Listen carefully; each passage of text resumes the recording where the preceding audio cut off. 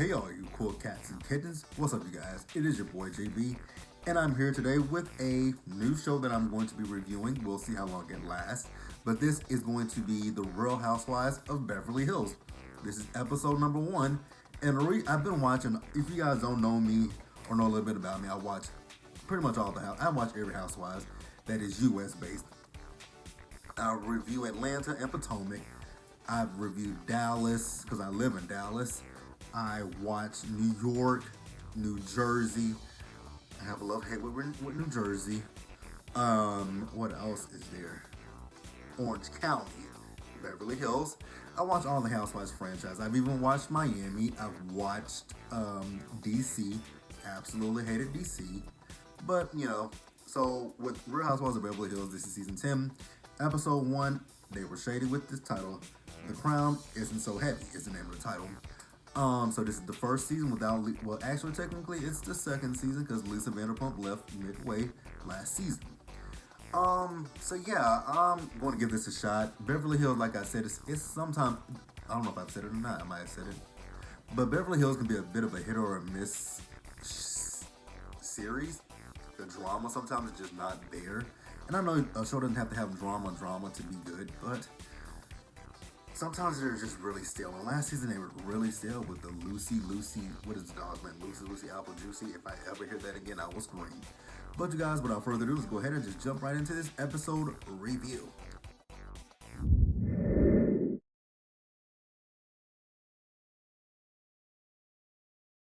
Excited to see, which is Garcelle Beauvais. You guys, if you don't know her, you're not familiar with her. She's best known for her role as Fancy from the Jamie Foxx show. She was also in the movie Coming to America. And then she's also most known for a little email that she sent around when her ex-husband was cheating on her. Excellent. So I'm here for Garcelle being on the show. I think she's going to be a great addition. I hope she's a great addition. I'm really happy that we're finally integrating, some African American women onto these predominantly white Housewives franchises. And I know people might be saying, but you guys do have Atlanta and Potomac. What's up about Atlanta? We had a white person on Atlanta, Kim Zolciak, piece of trash, but she was white. So yeah, I'm really here for her. And I was wondering, I'm like, so there's always a housewife that brings in the new girl. And I was like, who's going to be who's going to be the housewife that brings in Garcelle? It was Denise. So, we see Denise. She and Garcelle, they've known each other for 20 years. They did a pilot show. They did a pilot, but it never made it to air. So they kept in contact ever since then. So she met up with Denise at a bar. They took some shots. And then Teddy came down. Now, Teddy didn't take shots with them because Teddy is pregnant at this time. I think Teddy's already had her baby. And then, Garcelle just gives us a little bit of history about herself. The fact that, she's actually from Haiti. She came to the U.S. when she was about 7 years old. She didn't speak a lick of English. And, she learned English from Sesame Street. I'm like, that is so cool. Really cool. Again, you guys, like I said, I'm so here for Garcelle. I think she's gonna fit in perfectly with these girls. I don't think they're too shady, and I don't think we're gonna see how this season plays out. There is one person that I'm not gonna mention her name just yet, that I don't care for, that can be manipulative and disgusting. But we're not gonna mention her name just yet. We're gonna hold off on her because I'm gonna probably go in a little bit deep on that person. But let's hold off on that and let's move on, you guys.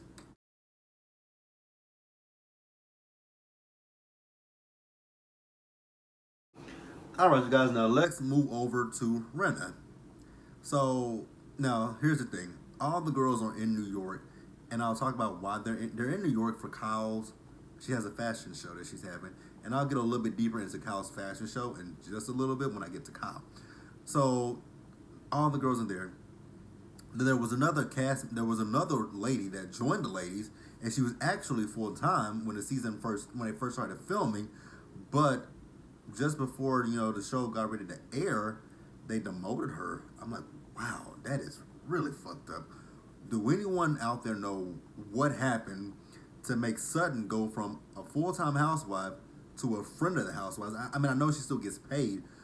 I know she still gets paid for the season, but damn, I'm pretty sure that full time check is a little bit more than a friend of the housewives check. But nonetheless, I'm pretty sure it's nothing to sneeze at. But damn, how do you get demoted before the show even? I mean, that's probably happened in some other franchises. I'm pretty sure. But damn, how do you get demoted before the show even airs?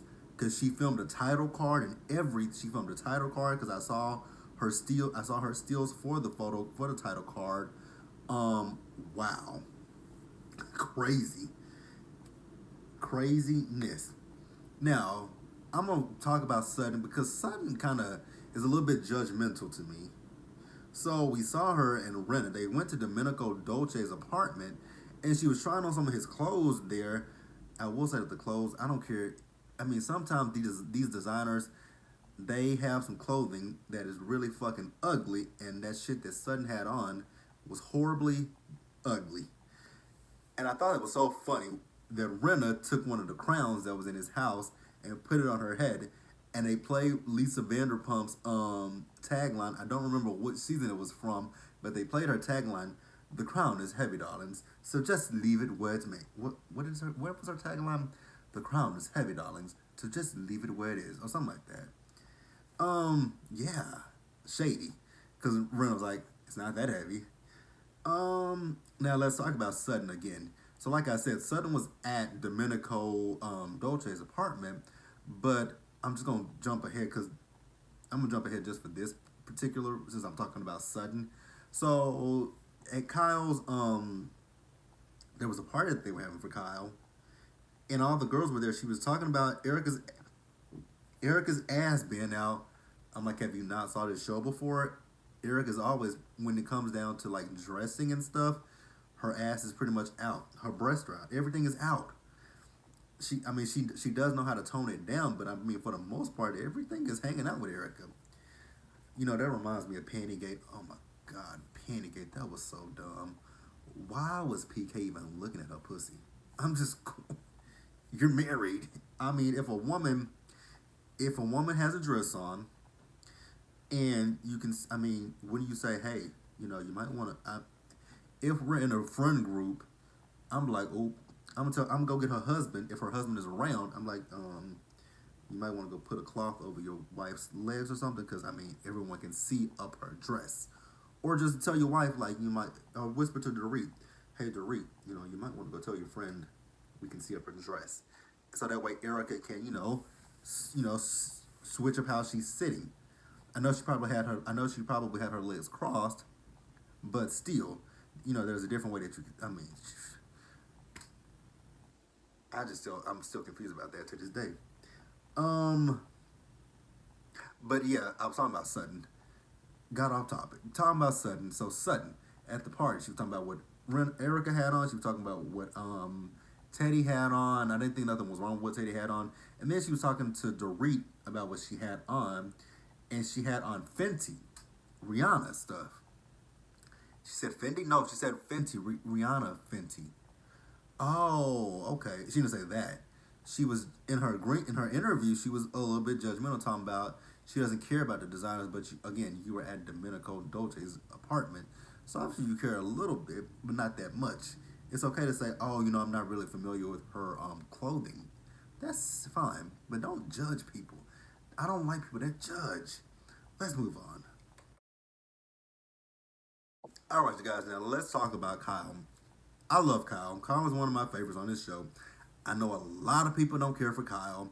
I don't care. I'll tell you guys who I love on the show. My top three on Beverly Hills is Rena, Kyle, and Erica. If you guys don't like that, that's your problem. I don't care who you like, who you don't like. It means nothing to me. I like them. And I know people probably be like, why do you like Rena? I like Rena because I followed Rena. I've been a fan of Rena since her Days of Our Lives playing Billy Reed. I'm a soap opera fan. So I watch soap opera. So I'm a fan of Lisa Renna's, Eileen Davidson. You know, the list goes on. I watch soap operas. That's my thing. I've watched soap operas since I was, ooh, how old was I when I first started watching soaps? I was like 10 or 11 years old. Actually, younger than that. My grandmother and my mom used to watch soap operas when I was 3 years old. So when I wasn't in school and I was with my grandmother or my mom, we were watching soap operas. All My Children, Ryan's Hope. You know, my mom didn't watch Days of Our Lives but my mom and my grandmother used to watch All My Children, Ryan's Hope. What else is it? Dynasty, Dallas, All My Children, um, One Life to Live, General Hospital, which are shows that I currently still, and I've watched them over the years. I've watched All My Children, Days of Our Lives, Passions, Young and the Restless, um, One Life to Live, General Hospital. And I currently still watch General Hospital and Days of Our Lives. So yeah, that's why I care for Rena and I care for Eileen and I just like Kyle just because I like Kyle. But I'm gonna have to go in on Kyle because she's having Kyle. Kyle is she was packing to head to New York, but then when she goes to New York, when she finishes up her fashion show in New York, she has to get on a plane and head to North Carolina because she's filming the Halloween movie. And you guys, I am a horror fanatic. I love horror, and Halloween is my favorite in the horror franchise. I have almost every Halloween on DVD. I have Halloween. I don't have Halloween 2. I have 4, 5, 6, H2O. I don't have my brother and I used to share Resurrection. He has it because I don't talk to him. Resurrection. What else do I have? I don't have the Rob Zombie ones. I've never even saw the Rob Zombie ones to be honest with you. But that's neither here nor there. So yeah, Kyle is going to New York for Fashion Week. And here's the weird thing about Kyle. Kyle doesn't know anything. I mean, it's fine to not know anything about fashion, but when it comes to styling your people, you should at least know something about them. You should know what look you want them to have, how you want their hair to be. Like, you should know something, but she doesn't. She calls Dorit. And, she's like, how are you, Dorit? Oh my God, I'm so exhausted. Dorit, I'm so exhausted. Dorit kind of gets on my nerves. I'm so sorry. When you travel the world, you can speak in any accent you want. Yeah, it doesn't work that way unless you're an actor and you've been trained. So no, Dorit, you can't speak in any accent you want to. So they get ready to head to look at Kyle's clothing line. Now on the racks, the clothing didn't look that good, but um, before they got there, Dorit and Kyle were talking about her lawsuit that she had for her swim line. What is it called? Beverly Beach, I believe. I think that's what it's called, Beverly Beach. And she went to arbitration, and they met at a middle ground. Um, yeah, I just don't understand. Colin is doing this whole fashion line with limited. Not, I mean, it's not. It's cool to not have knowledge about the fashion world. You can learn as you go, but to sit here and do this and not know what you're doing, you're in a fashion show. Look up, research. Google is your best friend. Just saying, Kyle. Google can be your best friend. Um. So yeah. So speaking of Kyle, we were at the party that she was having. Teddy did reveal that she is pregnant, and congratulations to Teddy. Again, I think she had the baby. I'm not too sure about that. I don't really keep up with these girls in the off season unless I see them on the blogs. Like when I see people posting about Rena dancing, I do keep up with that. But other than that, I don't really keep up with them like that. But um, yeah. Oh, I'm gonna have to do this by itself. So let's move on. All right, you guys. So let's just talk about this stuff with Denise. Um, so Teddy, Denise, Garcelle, and Erica, they went out for lunch, I believe. And Teddy's telling Erica, not Erica, but Denise, that Charlie has spoken to the press, and she's like, "So what did he say?" Basically, he called you a liar and a coward, and that his day in court is coming soon. Now Denise is saying that she's not gonna go to court, and the girls are like, you might want to go to court. She's like, no, I know Charlie how he is, and Charlie, calling me a coward and a liar, that's nothing. He's called me much worse. You can Google it. Those are her words. I don't know what else Charlie. Charlie. When they got their divorce, that was a nasty, messy divorce. Because I actually remember when that stuff happened. What else? I don't know why. I really don't know why Teddy decided to bring it up in that setting. It was kind of interesting to say the least. When you want to pull her to the, I know you gotta, I know she was gonna eventually see it, but damn, Teddy, did you have to just bring it up right then and there? So Erica also called her husband. What is her husband? I forget her husband's name.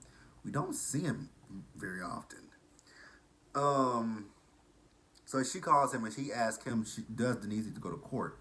He says yes, and she needs to have a lawyer. Denise says she doesn't want to deal with this because of the anxiety. Um, if he owes you $450,000 in child support, get your ass up and go to court and fight for that fucking money. The fuck? Anxiety? Fuck the anxiety. If he owes you money, bitch, run me my money. As Rihanna said, bitch better have my money. Like, fuck you, pay me. Like, the fuck? Are you serious? And he got the money? Make that motherfucker pay you. Now, since we're talking about Denise, let's just talk about the fact that at the end of the episode, they said that Denise stopped filming with the ladies back in December. And I remember when all this was going around, it was on all the well, it was on so it was on the stuff that I was following. Like when I was looking when I found out they were filming, and I was looking at stuff that was happening. I definitely saw it on everything, Housewives related. So Denise stopped filming with the girls. And it's behind this whole situation with Brandy Glanville, of all people, a miserable Betty. Now I'm sorry, I don't necessarily know what's true, and I don't really care what's true. If Denise and Brandy and her husband had a threesome, who the fuck cares? Why does Brandy feel the need to bring it up? Like, what is that? What is it? What purpose does it serve? Please explain that to me. And I don't know why Denise got mad at them. I know she probably didn't want them to bring it up, but Denise, you mentioned worse. You mentioned that you took your husband to get a massage and you paid for him and the woman gave him a happy ending. So we know that you're free spirited, so there's nothing wrong with that. I wouldn't let something that Brandy says affect me. Period. Again, like I said, and I know a lot of people like Brandy. I don't like Brandy. I think Brandy is a miserable person. I think that she does things to try. She's a I'll give a perfect example of what she is. She's a misery loves company type of person because Eddie and Leanne don't pay her any attention. So now she got to get it from elsewhere. She did it with Vanderpump. Vanderpump is gone. Didn't pay her no attention. Now she wants to do it with someone else. Like she's like I just said, Brandy is miserable. Every time you see the heifer, she's drunk. Like, God. And then her face. The last time I saw Brandy on, I think it was Watch What Happens Live. Man, her face looked jacked up. It looked like it couldn't even move. I'm like, damn, you have done so much. You put so much stuff in your face, and it just looks like you can't even move it. But again, like I said, I think Brandy is a miserable person. I don't care if anyone likes Brandy. These are my opinions. If you don't like it, that's fine. We can have a difference of opinion, but again, like I said, I don't personally care for Brandy. Again, I'm going to say it one more time. I think Brandy is what? Miserable. Putting it plain and simple. Don't care. We're going to move on. Actually, we're going to be done with this video because that is it. There's nothing else for me to talk about. So, be sure to like this video, leave your comments, subscribe to the channel, hit that bell notification button so you guys know when I drop anything else. Share this video, and until the next episode review, I will catch you guys later.